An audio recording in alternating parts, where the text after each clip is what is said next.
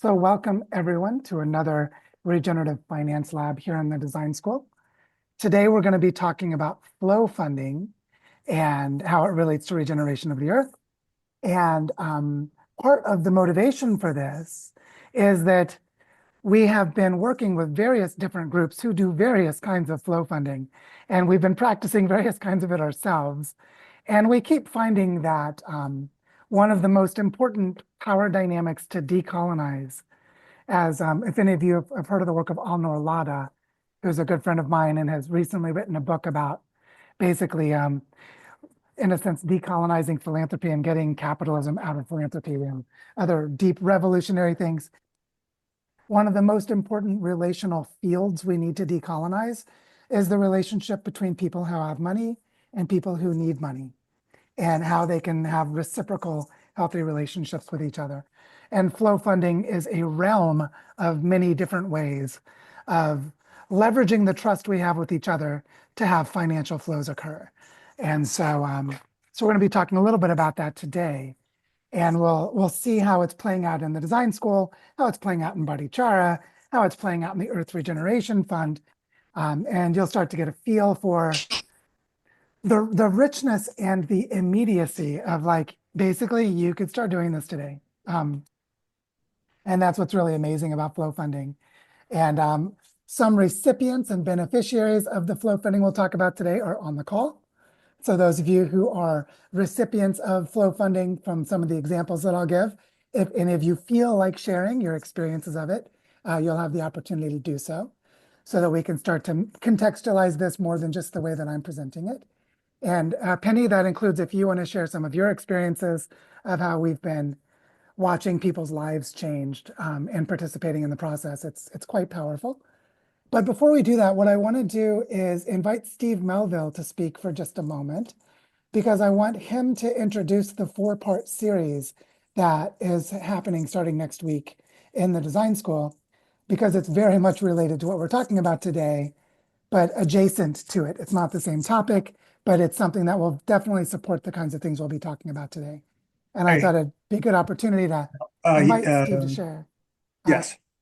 Oops. Oh, there we go. Yeah, I was like, who is, oh, so, okay, got it. So Steve, I'd love to just invite you to come into the spotlight for a moment and share a little bit about the series you're offering. Sure, yeah, thank you, Joe. And good to see everybody. This session, well, it's probably in some ways been a long time coming, maybe 10 years or so. But it's really been inspired by the vision that Joe laid out for the Regenerative Finance Lab, and the emphasis on what's needed other than money. Or framed a different way, it's really important. It's actually encouraging to see that there is some money coming out of the extractive, exploitative economy that can be composted to help seed regenerative efforts. But ultimately, if they are truly to be regenerative, right, they need to be self-nourishing. So we can't just rely on sort of suckling at the teat of capitalism forever.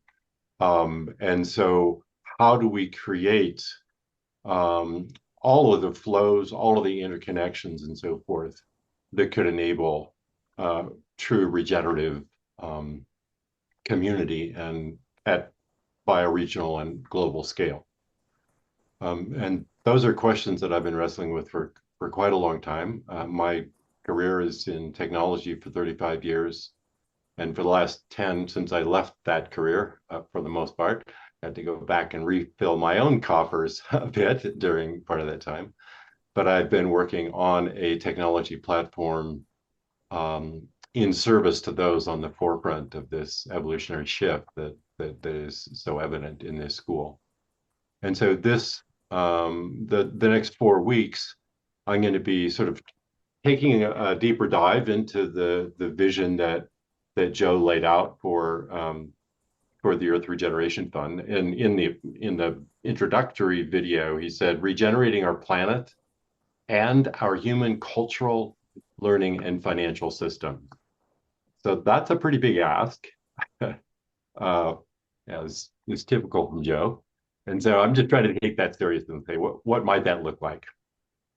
So the first three sessions are going to be in the regenerative finance lab, and I will be sort of zooming out to create a larger container or context that looks more broadly at cultural transition. And I'll be bringing in some of the work from another initiative I'm involved in called the Planet Project. Um, then that will sort of tee up the requirements for the kind of characteristics, both a mindset change and an architectural change that we need. Then in the next session, I'll do a deeper dive into this platform I've been working on. I call it the mimetic activation platform because I'm trying to activate the new memes of planetary culture, and asking how technology could serve that goal. That's going to be a lot of sort of information download. We'll cover a lot of territory. So the third session is just open reflection and interaction and give people a chance to weigh in. How is this landing with you? Does it spark ideas, concerns, questions? Is there, whatever is alive in you, how might it fit into this context?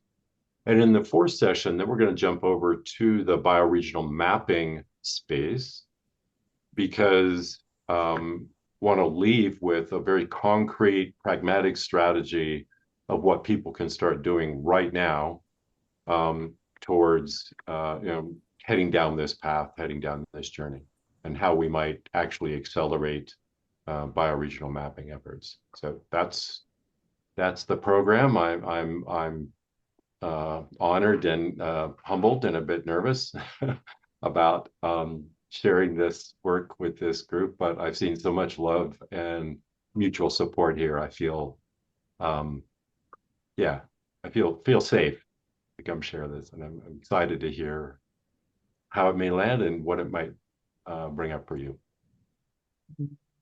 Thank you, Steve. And for everyone who would like to sign up for any of those 4 events, I just dropped a link into the chat that will take you to the ability to sign up to all 4. And so you sign up to the events separately. There are 4 separate events in the design school. And if you just sign up as maybe, then you'll be notified whenever the recordings are published. So even if you can't attend the session because you have a scheduling conflict. So what I want to do now is bring us into the conversation of how do we create flow funding for Earth regeneration, which is going to require a bit of a sort of a design from the problem kind of a perspective is the way that I decided to do it. So I'm going to start with some work that I did with an organization called The Rules and some work that I was involved with back in 2016, where we were mapping out the history of how massive poverty and global wealth inequality were intentionally created and how they accumulated over time, so that you can see the logic of that system.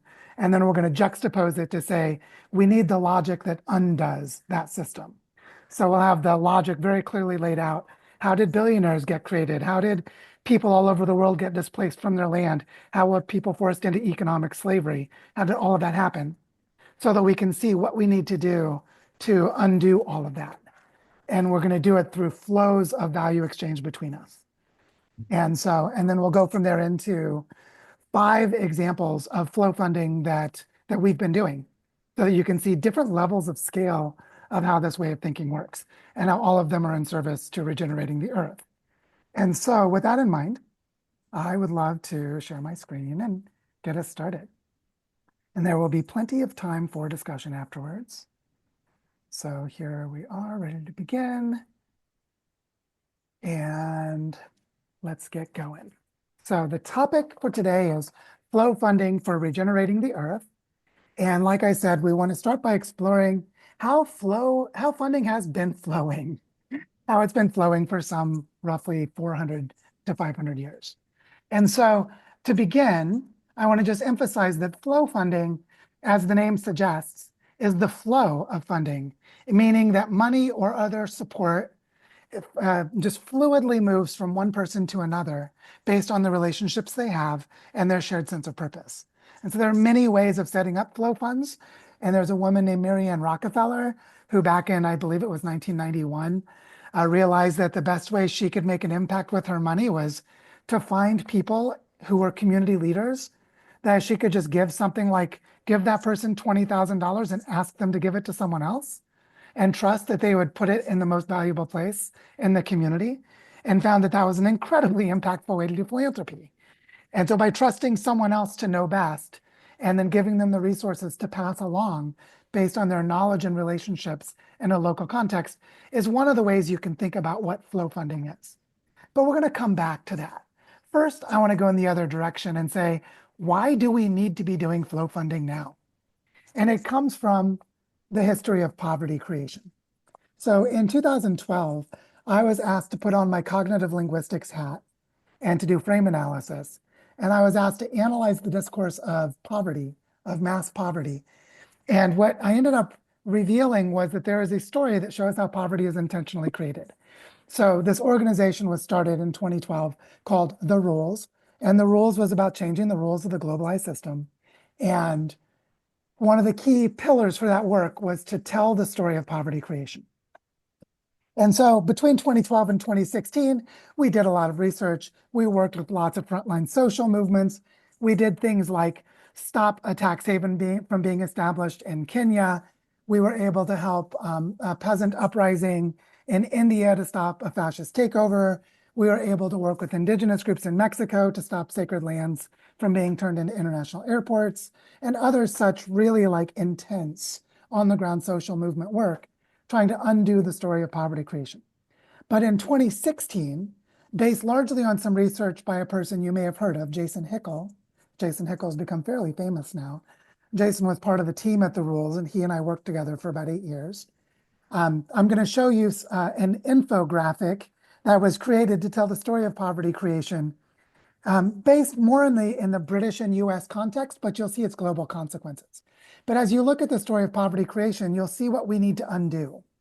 And so basically, as this image on the left shows, there's this tree of poverty creation. Poverty is being created by sticking roots in the ground, sucking all of the resources out, and turning it into money for the global elites, for the for the multinational corporations, for worldwide trade regimes through free trade enclaves and so on, and through totalizing economic and political ideology, what's called neoliberal capitalism or neoliberalism.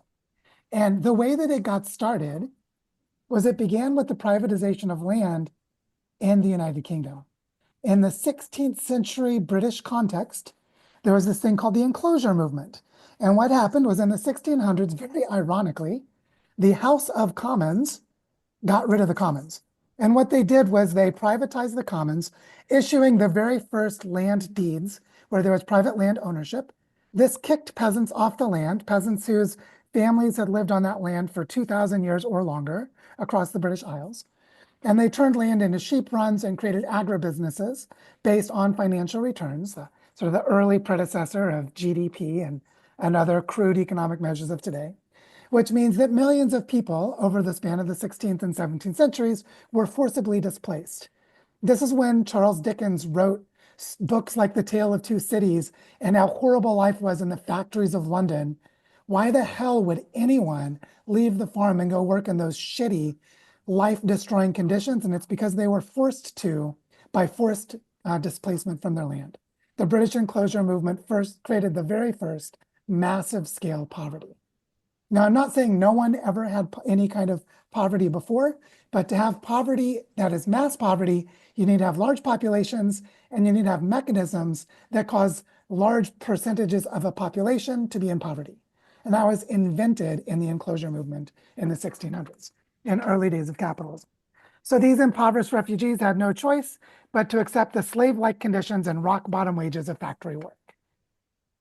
So then this model was replicated in other parts of the world, like in India and throughout Africa. So the British colonizers and others who were inspired by the model, but the British did a fantastic job of this in India. You know, they taxed and forced peasants to grow crops for export. They exported those crops to England. They privatized common forests and water systems. And then when a massive drought came, 30 million people died of famine, one of the first large-scale human-caused climate change events due to land system change from this private agribusiness land model, something we see all over the world today. And by the late 18th century, they were exporting this to various parts of Africa, removing people from their land and taxing them. And survival became dependent on wage work in factories and plantations. And the produced goods were cheap for European consumption because of unfair trade agreements held and regulated by the colonizing authorities. So what you see here is that they created economic slavery for people all over the world, in India, in Africa, in England itself, and in many other places, creating these class structures. Then by the 20th century, we get 1947, the Mont Pelerin Society, which had their first political success with the election of Margaret Thatcher and Ronald Reagan in 1980. Margaret Thatcher in the UK and Ronald Reagan in the US. And then they started to capture political systems to redistribute wealth to their financial elites. So that's meant that they cut the top marginal tax rate from 70% to 28%, reduced the maximum capital gains tax to 20%. They've done it even worse since then. They raised payroll taxes on the working class. So basically, they created specific mechanisms for the rich to become richer and for the poor to become poorer and to be more economically oppressed by a plutocratic or a system led by financial elites. This led to massive social inequality in the United States, which has increased at an unprecedented rate up to the present. And then Western countries were able to force neoliberalism on developing countries through free trade enclaves, through military regime change, and all of the stories you've heard about with the CIA and military death squads and so on. So this capturing of political systems was done intentionally. And then you get neoliberal globalization. Propagate this model into a unifying logic across the entire globalized system, and leverage this power to capture all systems of social control. This is the buying up of academic positions at universities like business schools and economic departments. It's buying up and consolidating media. It's using algorithms to control social media, and so on and so forth. So you can see examples, the International Monetary Fund and the World Bank, pushing high interest loans onto developing countries that they could not pay back. So they create debt crises, and then this creates disaster capitalism. In the debt crisis, public sector goods are converted into private assets of multinational corporations and the billionaire class, and so on and so forth. So I just wanted you to see this logic, because this is the logic that back in 2016, I called this the global architecture of wealth extraction. And it is why there's so many billionaires today who have so much more wealth than everyone else on Earth. The economy isn't broken, it's fixed. It's rigged to be designed to work in exactly this way. So if we're going to regenerate the Earth with financial flows, we have to address this massive elephant in the room. The globalized economic system is designed to hoard wealth and power in a tiny financial elite. Insert Occupy Wall Street, insert Arab Spring, insert the 1999 WTO protests, etc., etc. All of these are social movements pushing back against this globalized system. So what we need now to undo this is global flows of regenerative finance that regenerate the Earth. So how does that work? Well, let's do a side-by-side comparison. On the left is the architecture of wealth extraction, and on the right is flows for Earth regeneration. So wealth extraction began by taking land out of the commons and placing it in private hands. So we need to bring land back into the commons. This is doing things like using community land trusts, creating collaborative agreements around ecosystem restoration, creating community aqueducts and public good infrastructure on our land, right? So bringing land back into the commons is part of the logic of undoing this wealth hoarding and wealth extraction system. Instead of forcing people into wage labor, invite locals into regenerative livelihoods. Start to create pathways for people to make money or to have their economic needs met while serving the commons of their local community. This is things like creating local food sheds, creating local fiber sheds, restoring watersheds, restoring forests, providing education, things that would provide regenerative livelihoods, and we need a lot of it. Instead of investing in the control of food systems to basically create import taxes and export taxes and be sure that we only sell monoculture commodity crops for agribusinesses companies to make money off of, instead we need to invest in food sovereignty. We need to help local people to control their own food supplies, because if they control their food supplies, they control their destiny. And it's hard to make someone a slave whose stomach isn't empty. Right? If they can feed themselves and they have a place to live and they have a decent local livelihood, it's hard to enslave them. You have to use military means rather than economic means to enslave people. In the architecture of wealth extraction, you make everyone compete with each other. To be sure, collaboration never occurs, and it's really hard to make it occur. And instead, you cultivate trust and collaboration. You create the conditions for pro-social interactions and partnership. So for example, we are funding a group of teachers in our Waldorf school who are all working together to educate children, and they're all funded by a flow fund that we're going to talk about in a minute, cultivating the context for trust and collaboration at all of the scales that are required. Instead of creating systemic fragility, where those with power and wealth can then come in after a disaster and buy up all the land, or fabricate a disaster like a financial crisis and leverage that to bring things from the public sector into the private sector, what Naomi Klein called disaster capitalism.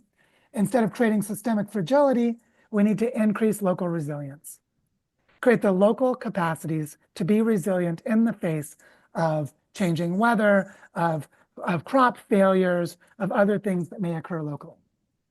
And instead of consolidating power in the financial elites who can then buy the elections and buy the policy outcomes they want, we need to move toward distributed models of sovereignty, locally organized. Or said another way, we need to flow funding into bioregional action, right? The flows for Earth regeneration are about organizing our bioregions so that we bring land into the commons, invite locals into regenerative livelihoods, invest in food sovereignty and, by extension, other forms of sovereignty, cultivate trust and collaboration. This all will lead to increased local resilience, and it increases the local sovereignty so that there's a more diversified, each regional place has sovereignty over its own future. This is the undoing of globalization, right? So flow funding is the undoing of globalized capitalism. Now, that doesn't mean that all elements of capitalism go away, but it means any elements of those market dynamics we use need to be leveraged in this direction to undo the logic of the globalized system. Because I'm not making an ideological claim here.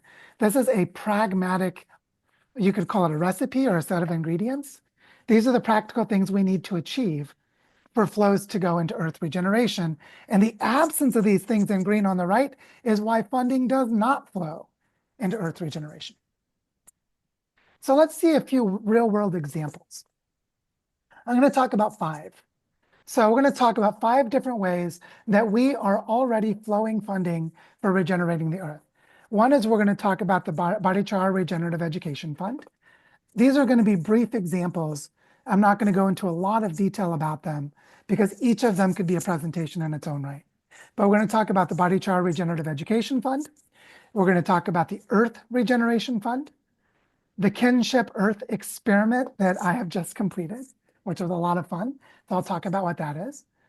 The BioFi Pathfinders round that happened over the last few weeks that many of you participated in on Gitcoin. And then something that started to happen yesterday. This is very alive, which is the pulling of resources for the Barichara immersion that's taking place in February here in the design school. So you see, we're going to show examples at various different levels, and each of them have very practical real world impacts. So let's start with the Barichara Regenerative Education Fund.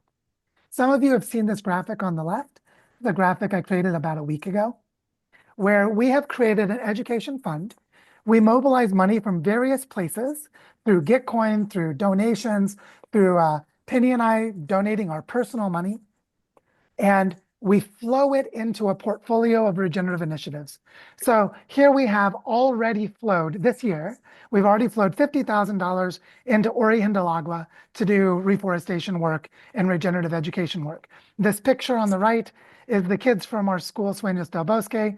A few days ago, they were planting trees at Ori Hindalagua. So we brought $50,000 into a nature reserve for reforestation, watershed restoration, and education of children. Penny spent $65,000 of her personal money to purchase the land Tontumo, which we're donating to the territory. So we're bringing that land into the commons as a healing and education center.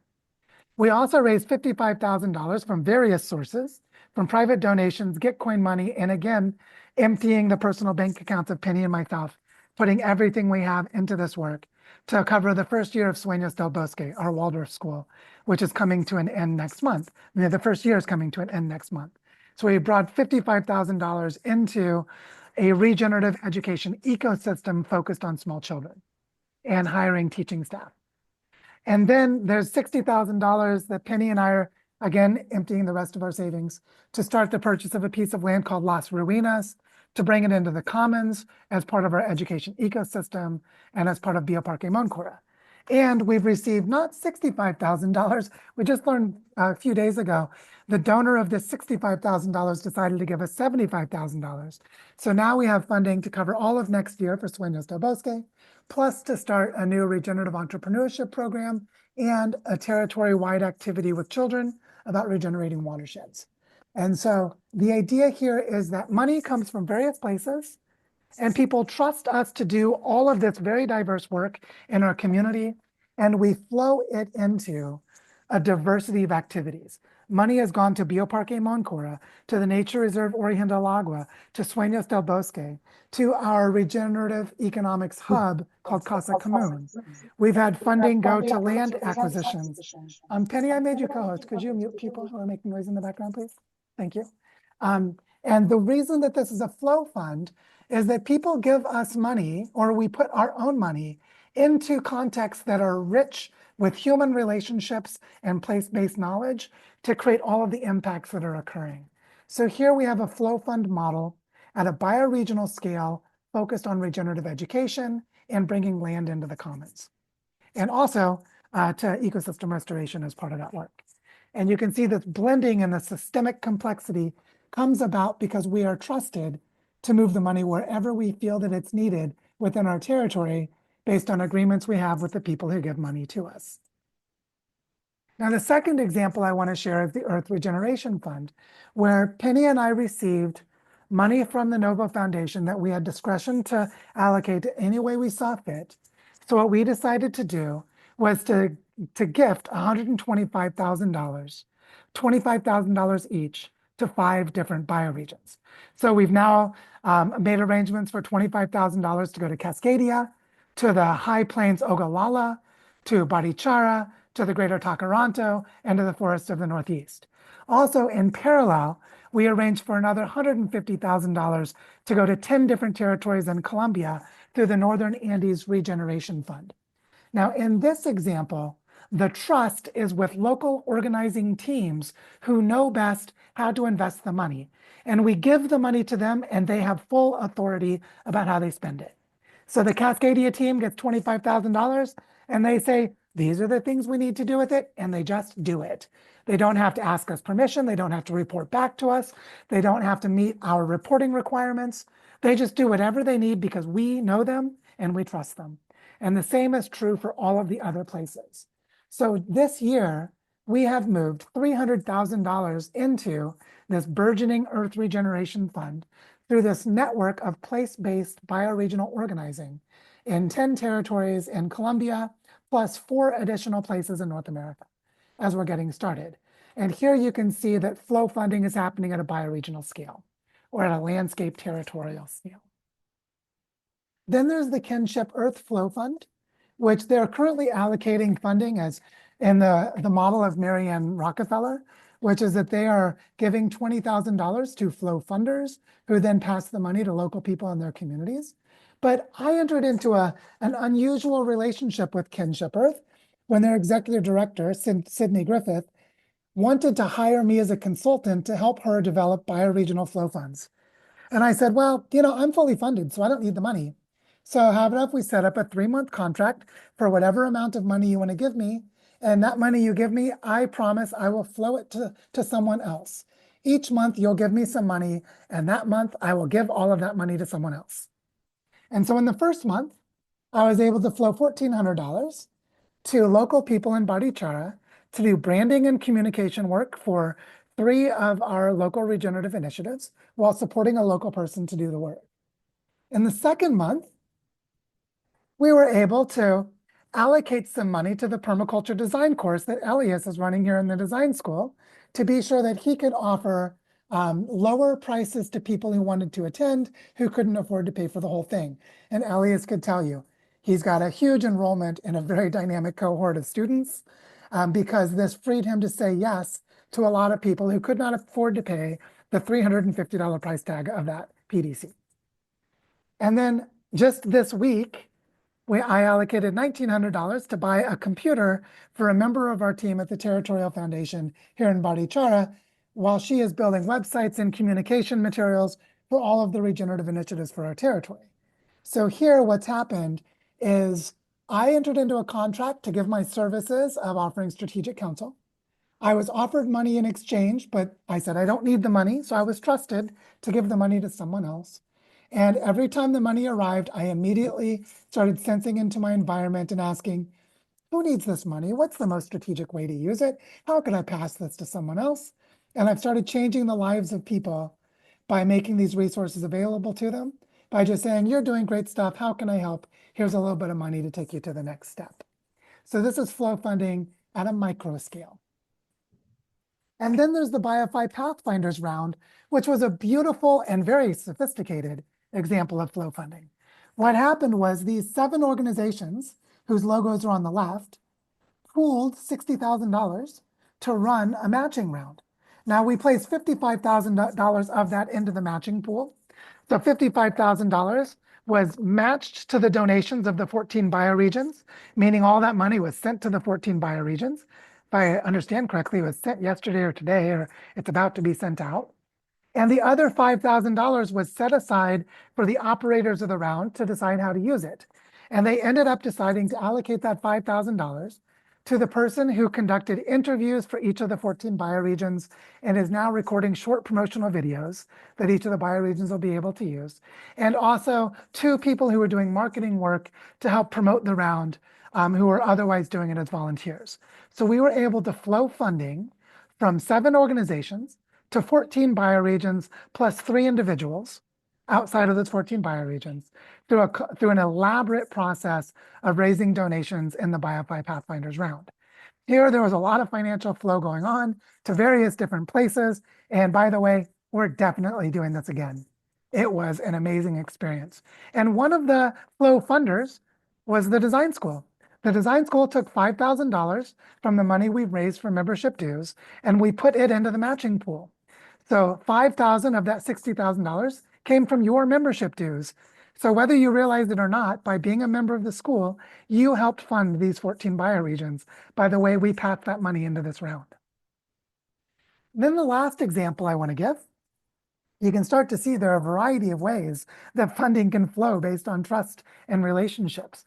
But we announced this one a couple weeks ago that we're doing a design immersion February 24th to the 28th. Anyone in the design school is welcome to come to Barichara, hang out with us, learn about our work, and get to know each other. So all of you are invited to come. And one of the things that Penny and I did is we created a Google form for anyone who's interested in attending. And we asked, will you need financial support to be able to come? Several people have said they do need financial support. So what we're doing now is we're combining some of the money from the design school membership fees, and we're starting to set up a mutual aid opportunity where members of the design school can donate money into a transportation fund to help cover the travel costs of people to attend the immersion. So something that happened yesterday was one of the people who's wanting to come from Africa, so their airline tickets would be more expensive, would love help getting an airline ticket paid for. And there are other people with similar, very understandable needs. And a member of the group, someone who's planning to come to the immersion, sent us a message privately and said, I've got another $300 sitting in my Venmo account. Could I just donate that to help with other people's travel costs? And we're like, yes, of course. So notice how flow funding can be as simple as, I saw that person needed an airline ticket. Could I chip in $100 toward that? Could I help out with that? So this is something you could do today. You can start to flow funding to other people in your immediate vicinity, like it's starting to happen around this immersion. So that's a beautiful example that's emerging right now.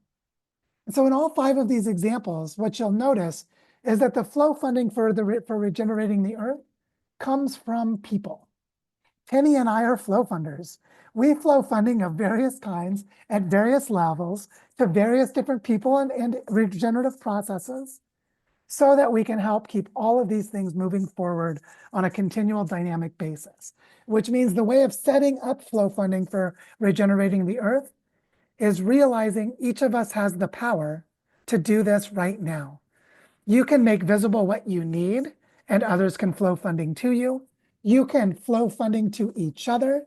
You could donate into the design school's general operating fund, and we would flow money to other design school members.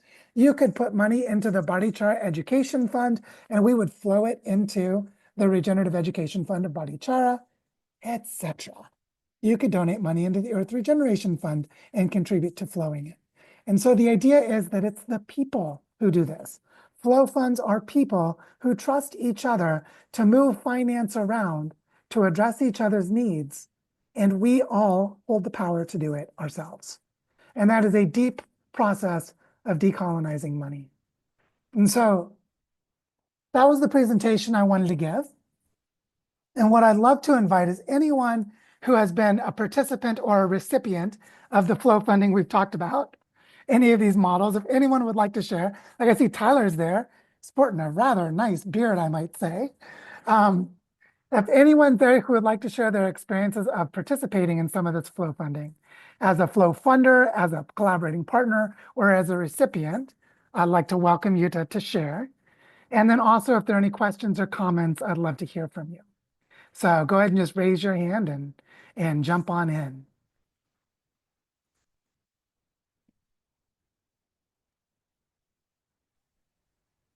Will, go for it. Cool. Yeah, so we're a recipient of some funding from the Earth Regeneration Fund. My bioregion is like the southern part of the Great Plains, and it's been awesome. So our like focus up to now has been on projects, and we've had money for projects to go in and do some like stormwater harvest work, repair and restoration work, that kind of thing. It's been good, productive, and badly needed. But, and I was running to get back to the phone. um, it's hard. Like we on our own are not going to rehydrate the Ogallala Aquifer or like the groundwater in this part of the world. Like the only way we do that is if we all work together. It's about activating other locals that are within my region. And so like the projects were kind of a necessary step in that direction, but insufficient. The funds from the Earth Regeneration Fund have kind of forced us to look beyond the local. And so like, you know, we have these projects.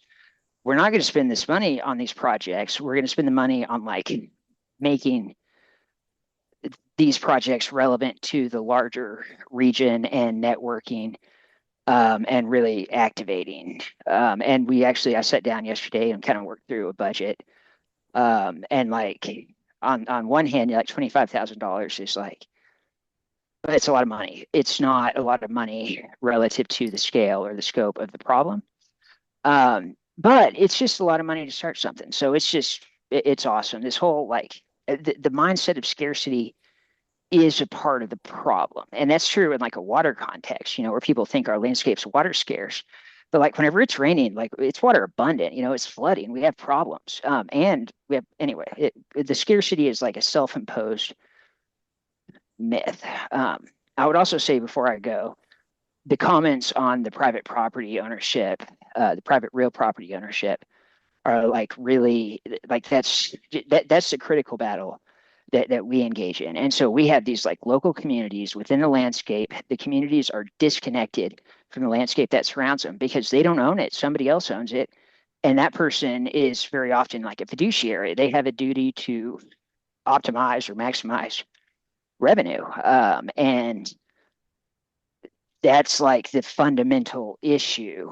And we don't have a solution, but there's not like a solution. There's probably lots of solutions. We're at least working on it. So cool. Thank you, Joe and Tyler and Penny and many others here. Thank you, Will. Yeah, what was really beautiful as an example of flow funding in action was when we invited Will to the gathering in Toronto to birth the Earth Regeneration Fund. Penny and I had already been talking to other bioregions about how we were going to give them some funding. And then we invited Will later. So we were saying, we're going to give $30,000 to Cascadian, Forests of the Northeast, et cetera. And there was no money being offered to the Ogallala. And everyone at that meeting said, we think that some money should go to Will.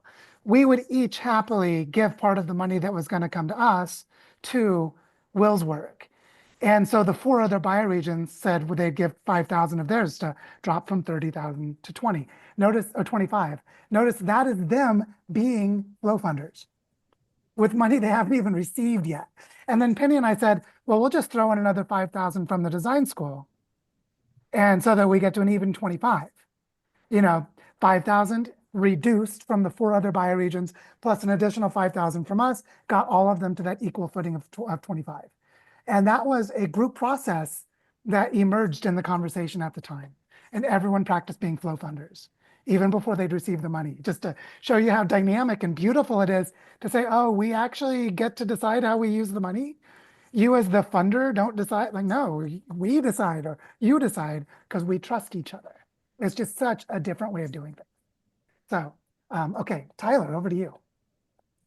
Yeah, I just want to add a quick note on that experience, that decision I felt did not come from a place of, oh, we need everything to be equal. We need to make sure everyone feels fair.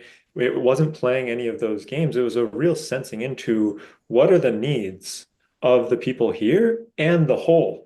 What are the needs of this growing bioregional movement right now, and what would be the best allocation of funds to serve those needs, knowing that, having Will and the Ogallala part of this broader story is more impactful for all of our work and helps us all get further along. So just wanted to add that that's kind of a different framing than just a equality or fairness principle.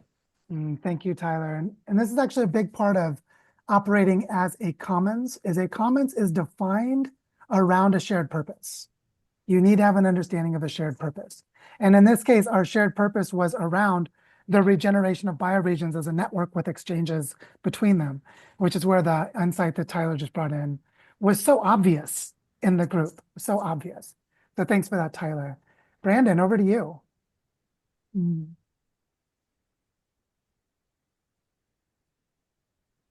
Yeah, thank you.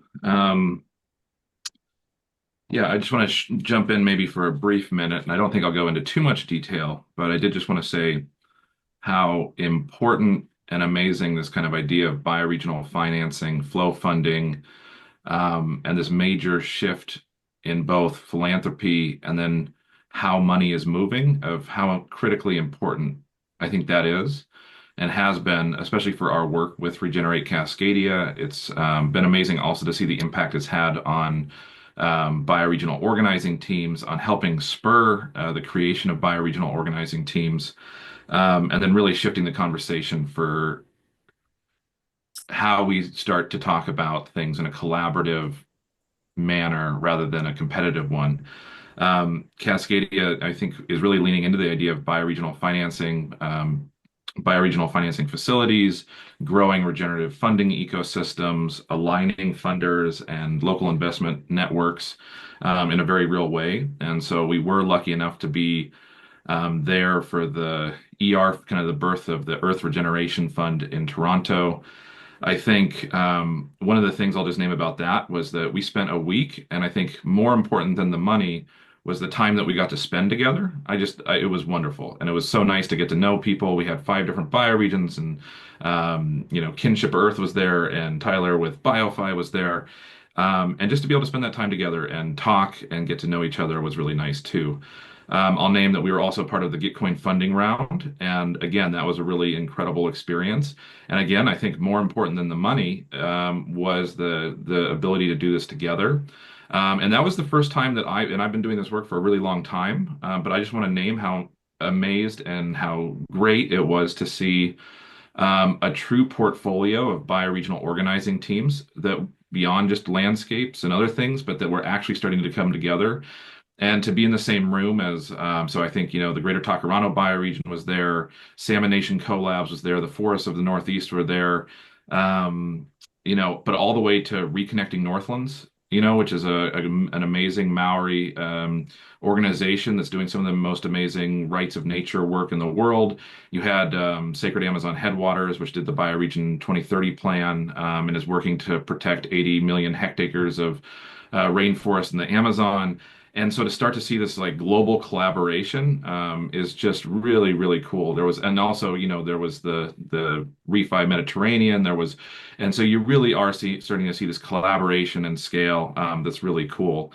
So just to all say that I think with Regenerate Cascaded, then our big question is how are we flowing this funding into landscapes, having it be allocated by people who are doing the work, but also as part of a coherent strategy and plan.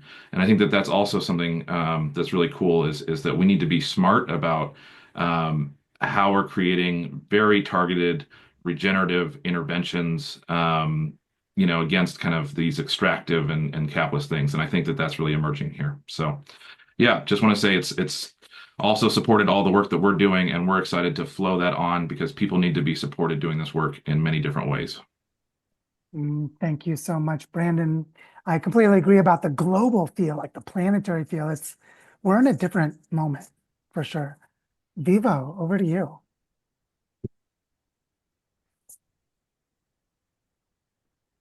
Hello, sorry, I had to unmute myself.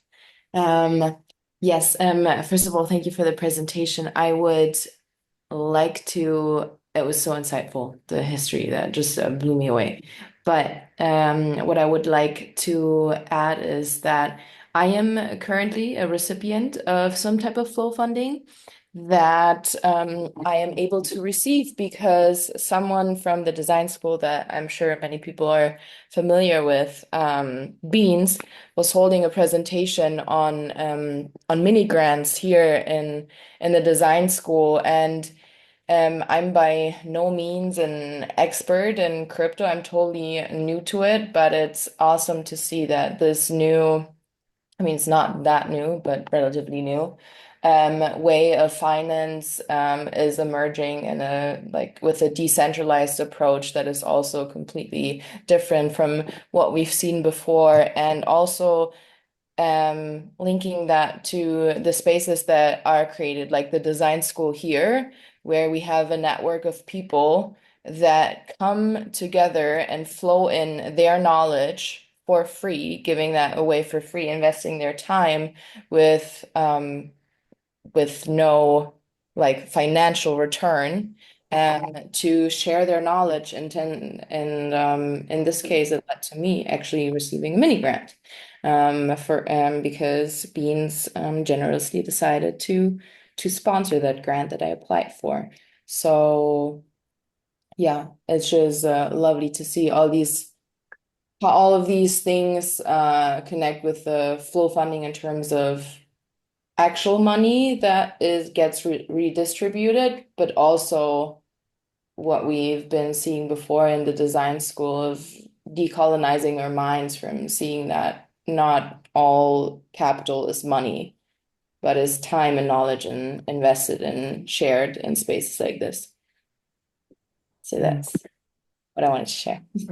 Thank you for that, Vivo, and just like a huge like hat tip for Beans for what he's bringing in with this flows and Warpcast, and there are recordings of those sessions in the theme dialogue section that have been posted this week. Vivo, I'm so excited that you're receiving that support, and to just say to reinforce what you said, that flow funding is multi-capital flow, so not just money and knowledge, attention, support, just yes to all of that.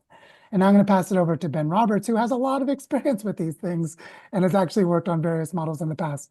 Oops, but then you immediately, Ben, you I don't know if you, I was like, oh, I'm trying to find you. Okay, I have to take it. Okay, I was about to answer. No worries. Here we go. All right. Now, yeah, good to be here, coming to you from Pawgasset Land, now known as Newtown, Connecticut, which is within the domains of the Forest of the Northeast and also the new Dawnlands bioregioning collective that emerged from the BioFi project side. And there's a lot of overlap between the two. Those two groups collaborated on the Forest of the Northeast Gitcoin app because actually Will Saul and Magenta Seba, who were part of the group that formed the Dawnlands, have a lot of experience with this. Um, and it was one of the first things that we did as a new group. It was, there was some question about should we even take this on, but it was a really valuable exercise for us. First, in having to just present ourselves as a new coalescing of like 6 different initiatives, and then having all this opportunity to be showcased in a whole series of calls. So I think the main thing for me, aside from the fact that we'll get some money, I'm curious how much it'll be, was the showcasing impact of it. I have to say, though, from a funding innovation perspective, I'm not clear on how much this is pushing the envelope because the way I understand, essentially there was a fixed pool of money that was donated. And it was a popularity contest as to who got, most of the larger shares of that money. And it looked like the better network groups in the global north were the ones that won out. And there was no attempt to sort of synergize these or bring us into relationship. And I understand, that it worked in a certain way, but you know, in quadratic, just an experience maybe with the quadratic voting thing. Maybe there are other ways that gets applied, but that aspect of it, I just didn't strike me. It was interesting. It was techie and geeky, but I didn't see it as transformational or particularly flow oriented. Um, the other thing I want to mention is an update. That's part of the Forest of the Northeast group. I've been privy to recent conversations about what's happening with the $25,000 that came through the Earth Regeneration Fund. And so it was just announced on our monthly Magic Basket call the other day that 5,000 out of that money, that 25, is going to be allocated using a process that was prototyped a number of years ago. You mentioned work that I've been doing for some years, and it was first a practice we did for I think a mutual aid distribution during COVID, and run it a number of times. It's written up in the funding governance blueprint that was published in the end of 2022. I put a link there. It's chapter 5.7, and we don't call it flow funding. It's a request-based process. And so basically, you decide who's eligible to receive a share of a pool of money.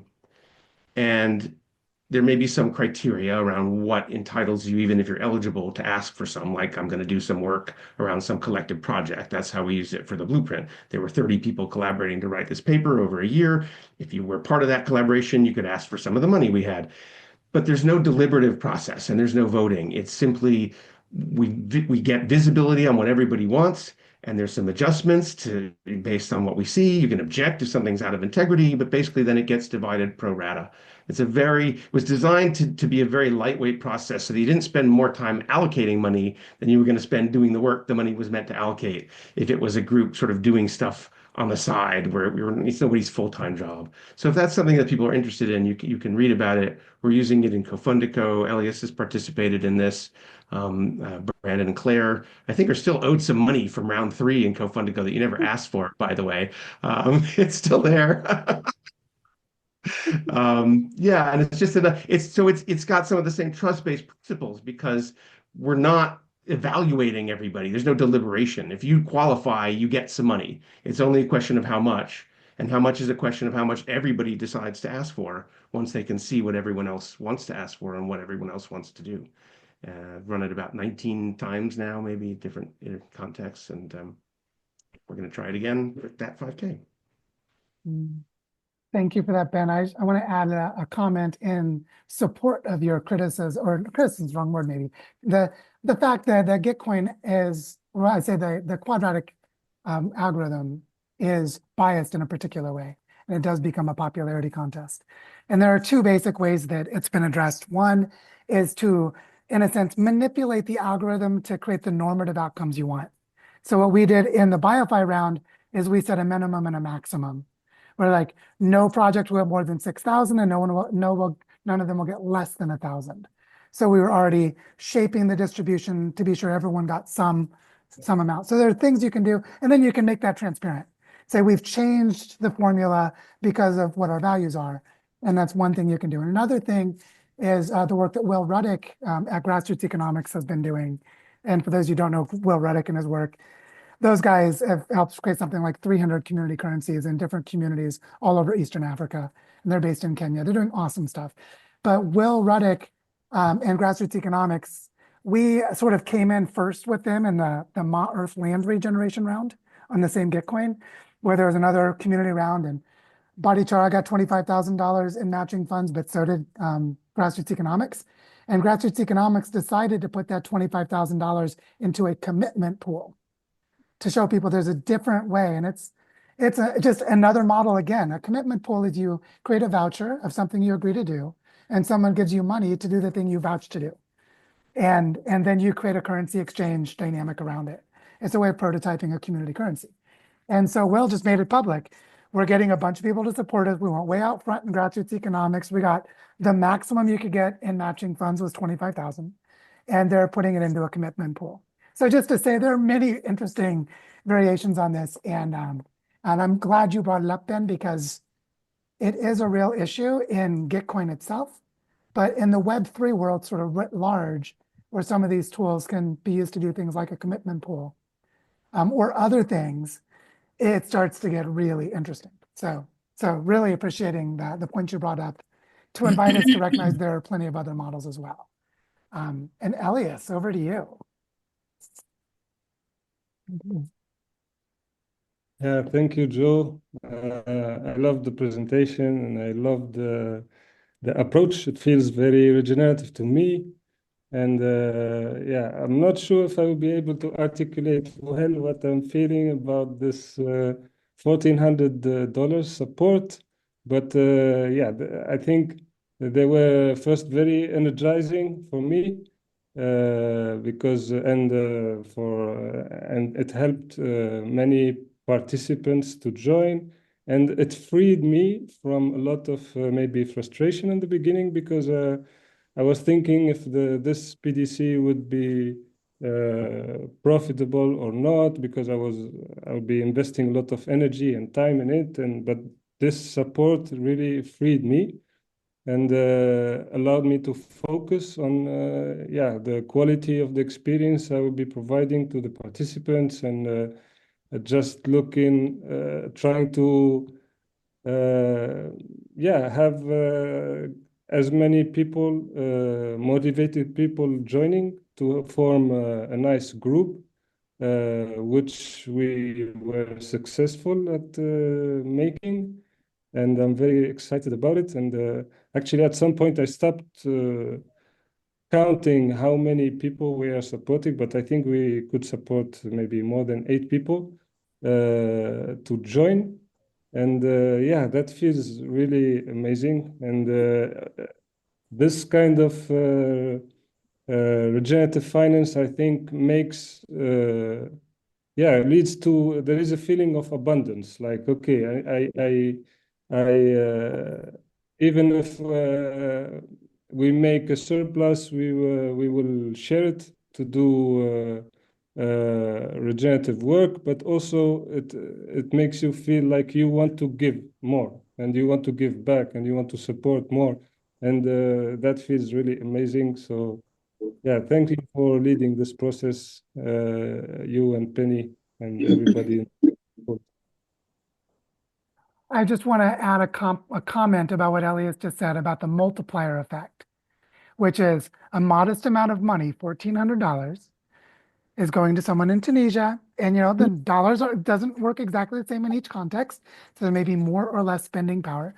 It's not the number that matters. It's the fact that supported Elias to feel abundant in creating something more valuable, and then allowed 8 more people to feel comfortable participating, which creates a much larger social capital and knowledge capital among those who are participating in the PDC. So you can see this conversion of capital can create dynamic feedbacks that then propagate. And they propagate, in a sense, instantaneously or organically. And this works, especially it works at the small scale. This is not the same as, oh, we put $100,000 into the PDC, which would distort the field with all the power dynamics it would create. This was an appropriately small amount of money that was big enough to change the energy of the context and create flow, creating a dynamic of abundance with positive consequences. So just recognizing how that works, it's so cool. And by the way, isn't that just permaculture? Like, isn't that permaculture all over again? So Elias, it's just so cool. I love that we get to do that with you. And now Claire, over to you. Thanks. Yeah, fabulous session. I know that this has probably come up in other sessions, but I just really wanted to speak to it is the value of the storytelling, and that so many people have a lot of trauma associated with funding, the way that funding, so typically nonprofit funding, how it often puts people into competition. There's really scarcity mentality at so many different levels, and being able to kind of have small enough amounts of money that just start to get the idea of what this is about, starts to break down that way of thinking. And just to bring in some real examples of, when Brandon and I have met with some of the community groups where we're talking about, coming in service of helping to develop for landscape teams and landscape funding ecosystems, that immediately the money starts to kind of you can just see that there's these alarm bells going off, and that's kind of what people are hearing. And so it seems to me that also finding ways of being able to even talk about multi-capital, and it also depends on the different groups that you're talking to, because if you have been part of a system where you have easily fitted in and earned your money, you're going to have a different kind of assumption than people who are traditionally always marginalized from funding. And so, yeah, I just wanted to bring that in, that this is such an extraordinary way of kind of sandboxing what we need to be getting used to for the funding that does need to start flowing. We're trying to break down. Yeah. So thank you. Thank you for that, Claire. To really emphasize the importance of practice. And what Claire was just saying, that this is a reprogramming of our physiology. It's not just a change of an idea. It's, how often have you felt just loved in abundance when it comes to money? And usually we're like, oh, I get paid a shitty wage or some other, basically these feelings that are not love. And the word philanthropy literally is giving love to our fellow humans. It literally translates as love of humans, giving love to humans, not giving money. Money is one way to give love, which is one of the ways that it happens now. There's a very important role of money in creating an energetic flow of love to occur. But the fact that it's love, that money is just one expression of love, is like, well, I can give my love. I can prepare a nice meal. I could pay attention to you when you're feeling bad and sit next to you and help you feel comforted. And that is actually philanthropy. That is giving love and service to our fellow humans. And just recognizing that, that the basis of what we're talking about here is the rehumanizing of finance, the rehumanizing of money, and to recognize the value of financial instruments. They can be incredibly valuable, and they can signal value very well if they're embedded in relationships that have integrity. And so one of the things that I'd love to invite us to do here in the finance lab and the design school, in your own lives, in any way that you feel inspired to do, is to practice flow funding. Just practice. Like, I had this experience 2 days ago where, first of all, last week I met with one of our teachers at our Waldorf school, and I learned that something that happens in Waldorf schools and alternative schools where the teachers give a lot of emotional attention to the children is that they get burned out.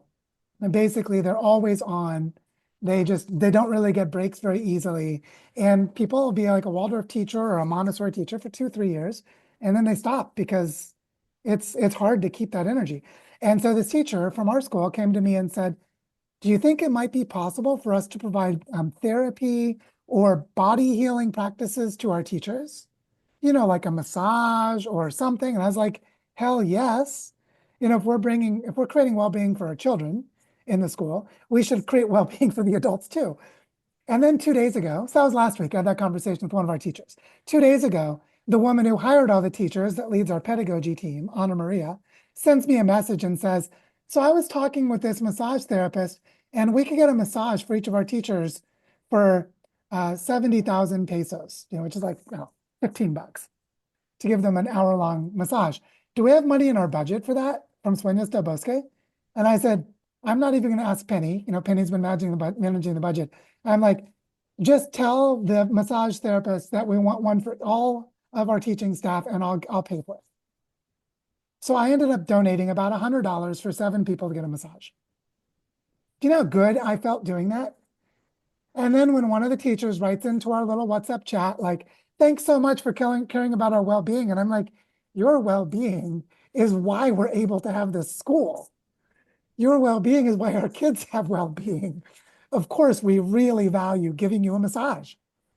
And so it's just recognizing that flow funding can be these small gestures. And it's probably better if you start with small gestures. And what you'll discover, I'll almost guarantee, is what I've experienced, is the most beautiful feelings I have in my life are when I'm giving in this way to someone else. The way I feel when I'm able to give is just astonishing. And it's just something to practice and to experience for yourself. And so I would just encourage you to practice flow funding. Notice I was very vague about the mechanisms of flow funding. It can occur in many forms. And the idea is that you act in a shared purpose by creating a value flow to another person, or creating a possibility for the value to flow to you when you need it, in service of something that benefits us all. And if we can do this, we will decolonize the financial system.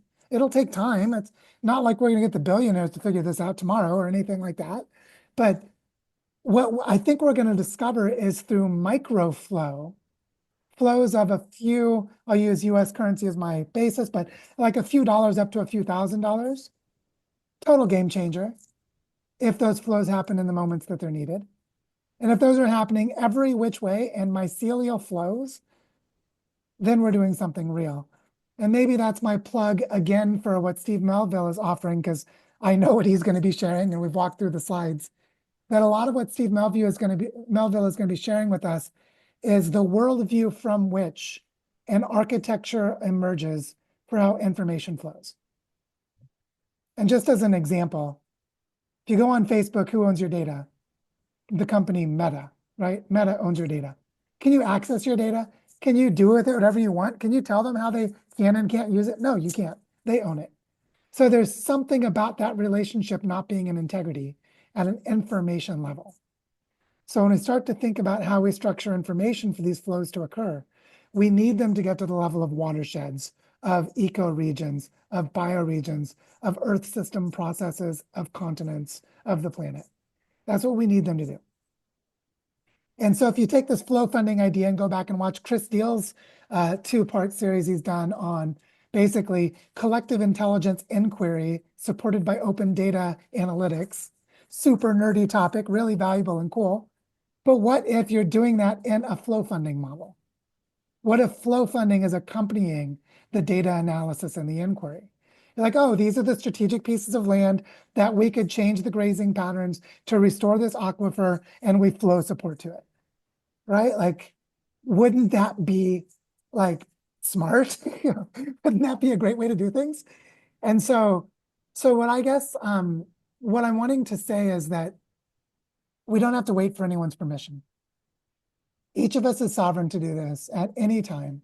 And a great way to practice is to practice with something manageable and small. And so if you have someone in your life that just needs a little bit of flow, you can give it to them anonymously, you can give it to them non-anonymously, and you will reap the oxytocin return. The return on oxytocin, the return on the love hormone, the thing that makes you feel love for other human beings and for life itself.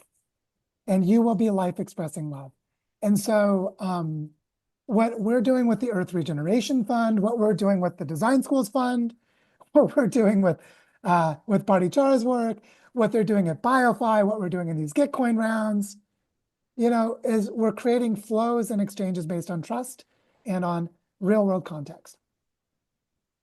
And so maybe we'll end a little early if there are no closing comments. But I really want to emphasize practice. Like, please take this and try it. Please try this at home, so to speak.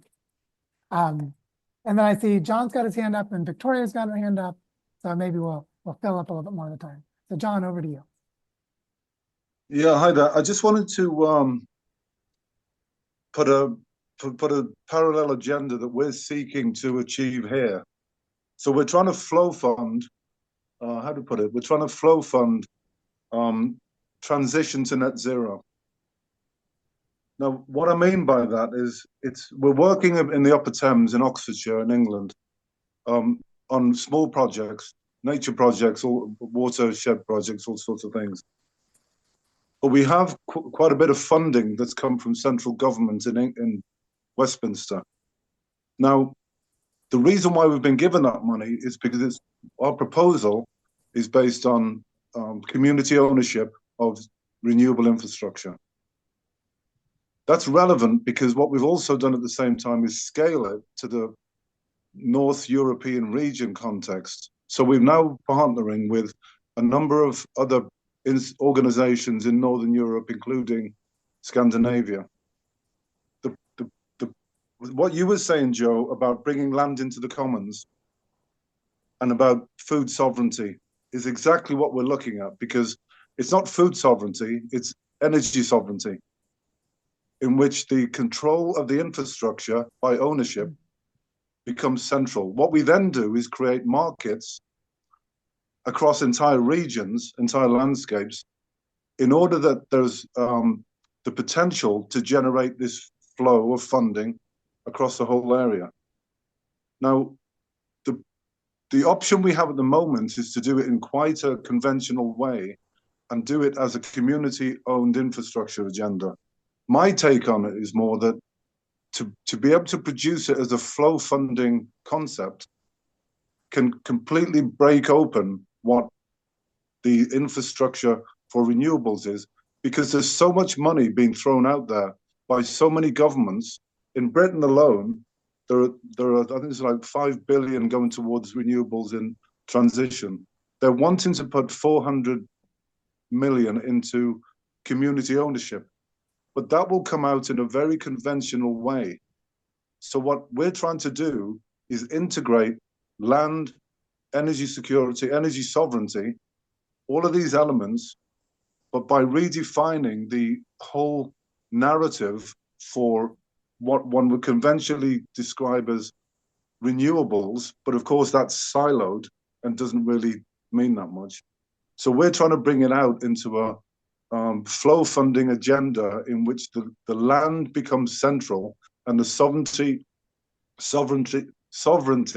of the infrastructure becomes something absolutely core that then is translated across one region to the next, and then there's markets produced, etc.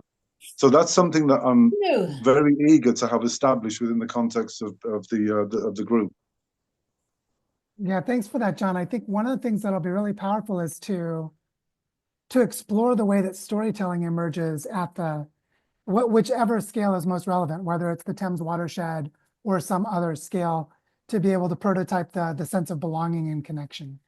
There's so much power in people giving into what they feel a relationship with and helping to cultivate that relational space, which I'm sure is part of the thinking now. It's just elevated, make it more central, and really help it to grow. But yeah, that's the power, is that this way of thinking is multi-scale. So you can apply it at different scales with equal rigor or different levels of rigor. So thanks for that example, John. And then Victoria, over to you. Hi, so brilliant, mind-blowing.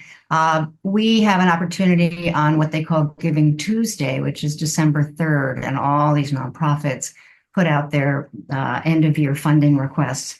And we have never raised money from individuals, but this is the perfect time for us to let people individually who've seen our contribution, we're talking about, to another state than where we live right now.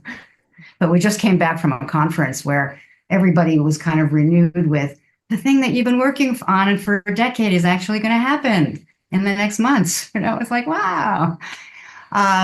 But we'd like some help from someone who's thinking this way and can kind of hear the context and help us create a funding request that's really got integrity and starts this work in a place where I've only mentioned bioregionalism to a couple of people. We're dealing with energy efficiency financing for big companies. But I want to do it bioregionally and start from there because this is a revenue generating thing that we can create collectives and collective governance. And, there's just so much that could be done if we shifted the context, even slightly. They don't have to know we're shifting the context. Does anybody have that kind of time in the next week to help us, coach us? Well, I would say first, Emmanuel asked the question, where are they located? They're located in Rochester, New York, in the Finger Lakes on the southern shore of Lake Ontario. Victoria, what I would suggest is to schedule an event in the Regenerative Finance Lab to ask people to come and brainstorm with you and then announce it into the school and see who can make it.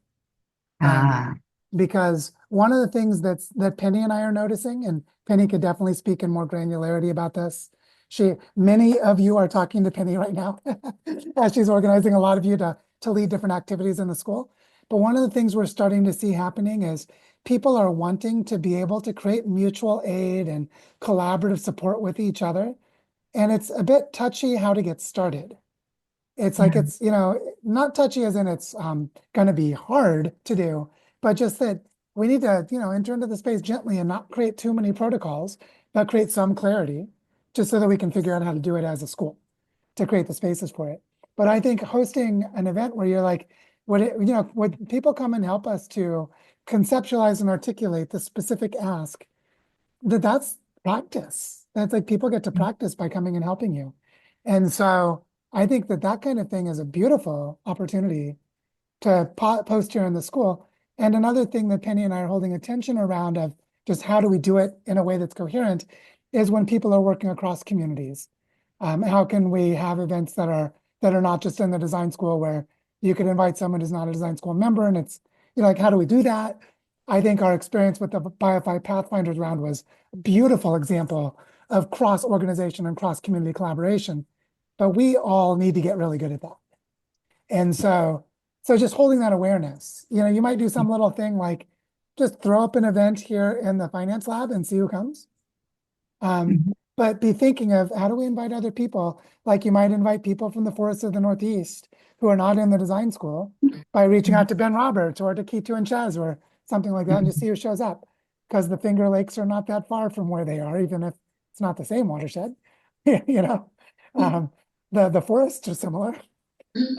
So by the way, we're doing this in New Jersey. This is a particular ask in New Jersey. Yeah. Sweet. Well, yeah, still go for it. We'll do a different one for here. Yeah, but go for it. Good. Okay. Thank you. Good idea. Great idea. Yeah, let's just start doing And it. anybody who wants, Jonathan, would you just put our email in there in case people want to just respond and phone number directly? That would be great. Thank you, Victoria and Jonathan. And Claire, over to you. Yeah, just something else that was coming up for me is the ecosystems kind of have a way of self-regulating, and if we're only talking to the people like the choir, and we're leaving out parts of the ecosystem, then it's going to make the work a lot harder as we go along. And so I think just doing an audit of who is part of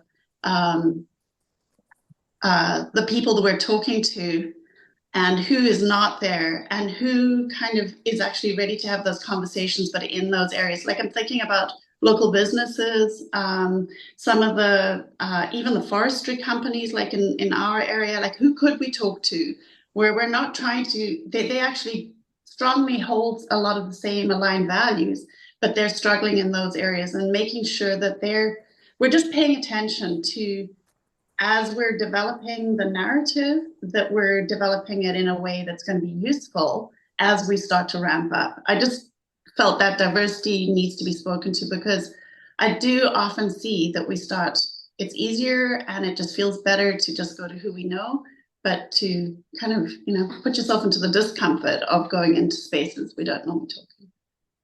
Yeah, thank you for that, Claire. And I want to just sort of draw emphasis to a closing message, which is you probably are all paying attention to the fact that we're crossing tipping points of the Earth system, that abrupt climate change is here now, that there are many places being impacted by extreme weather, and that was only going to continue. And time is of the essence. Just naming this, that now is the time for us to all start practicing and start doing things, and to start mobilizing whatever abundance we have into service of our collective efforts. And so we're going to name that. And then to say that one of the things that I'm helping to coordinate is moving toward the Global Earth Repair Conference that's going to take place in May of next year in Port Townsend, Washington. But the reason I mention it here is it is an example of people coming together with a planetary vision of what would it take to restore the Earth's ecosystems, to stabilize Earth's climate. Not what do we do about reducing CO2, but how many wetlands do we restore? How many hectares of forest do we restore? What kind of ecosystem connectivity at a continental scale do we need to restore? And to say that these larger, like epic scale narratives are really important, and timing is of the essence. And so what I want to invite is, like I said a few minutes ago, practice, little flow fund things, just practice. But have in mind that we need to move toward the scale of our landscapes, our bioregions, and our larger scale entire Earth community. And so I just want to name this because one thing that I'm seeing is that more and more people are starting to embody the fact that collapse is occurring. Not just being stressed or worried, but actually they're starting to act as though it's happening, which includes things like if people have more money, they're starting to put their money into things that make a difference. And people are starting to give their time to things and so on. And that this is really important that we create the right patterns of how we relate to each other. Because when larger amounts of resources start to come in, if we have not created the patterns of relationship that have integrity when they're small, they will not have integrity when they're large. And so that's that permaculture principle of basically do the small thing. Once you get it working, then you start to replicate it. By the way, that's how prototyping is done in design work in general. That we need to be doing that now with our relationships. And I see I've somehow provoked Chris to need to say something, so I'll pass it over to him.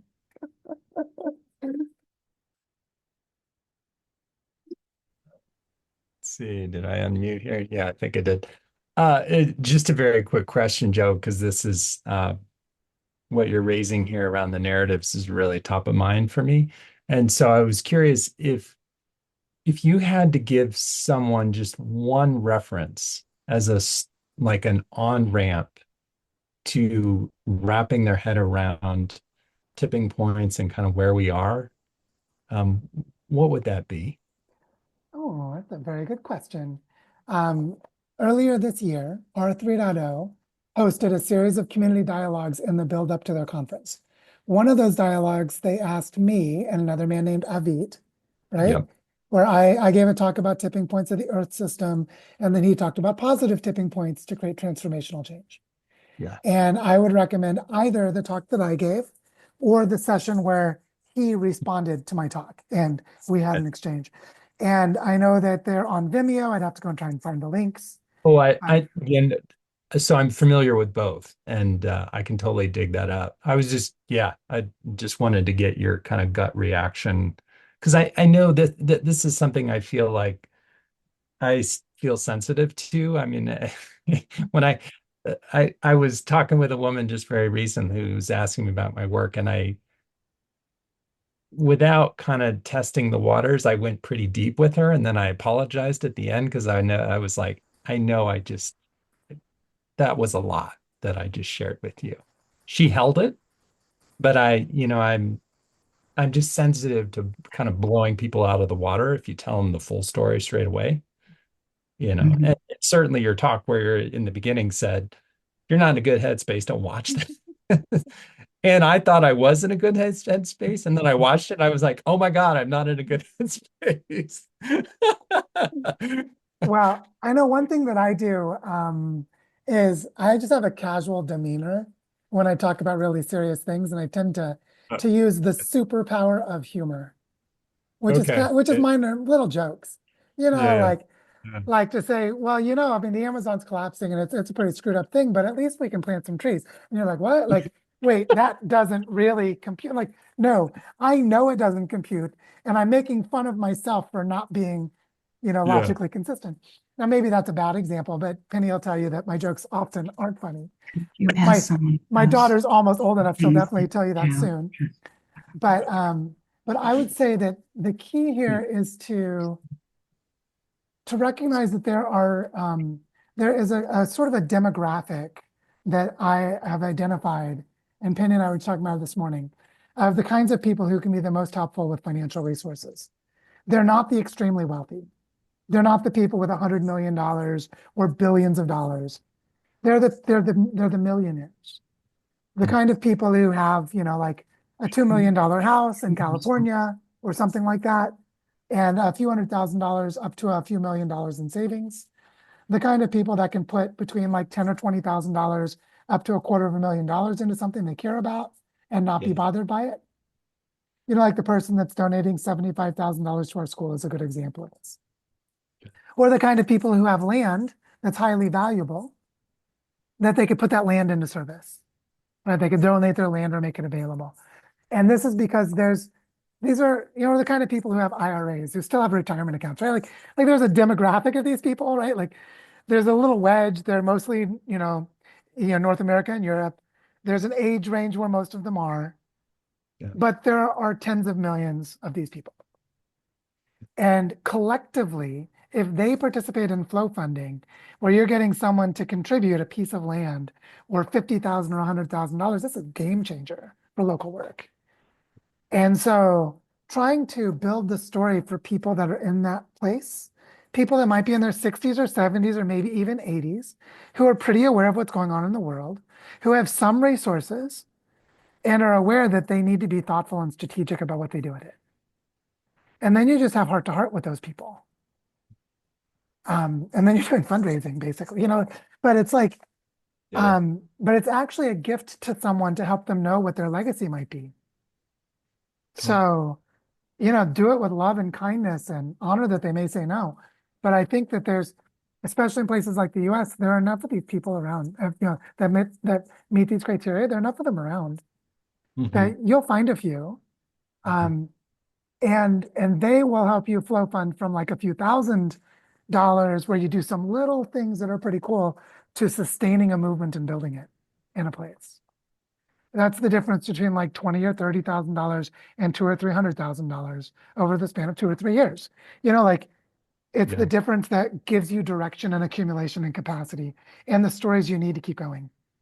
So I think your question is really good, because to answer the question, you have to say, well, who's this for? Yeah, great. Yeah, great point. Who's it for? And it's for the people who can help you, who can partner to make things happen in your community. Yeah. Including those who can finance it. Yeah. And I'm kind of like right on the edge of, certain door, just introductions that are starting to happen. And so it feels like this is like a really timely question to be sitting. Yeah. And I'm just experimenting every time a door opens, right? I tell the story slightly differently, see how it goes. And well, that didn't work, or that's part of it. That's part of it. So well, yeah, thanks for the question, Chris. Oh, my pleasure. And I know Could you we're put now those links, Joe, those links to the two talks, your tipping points, and then that response for transformational change? Could you put them in? pretty sure they're both in the Earth Systems section of the design school. Penny, is that right? Do you remember? If you go into the self-guided learning journeys and Earth Systems, then I'm pretty sure that they're there in the feed. Or just type in tipping points into the design school, and because I know the links to both those videos are there. So I want to thank everyone for your attention, for your participation, and for all of you who have participated so far in flow funding in our networks. Let's do more of that, please. let's create more stories like Vivos and Elias's, and more stories like Will's, where people are like, I came into a relationship that helped me to do more of what I was trying to do for the world. Let's have more of those stories, please. That would just be so awesome. And so with that, thank you all so much, and we'll talk to you all soon.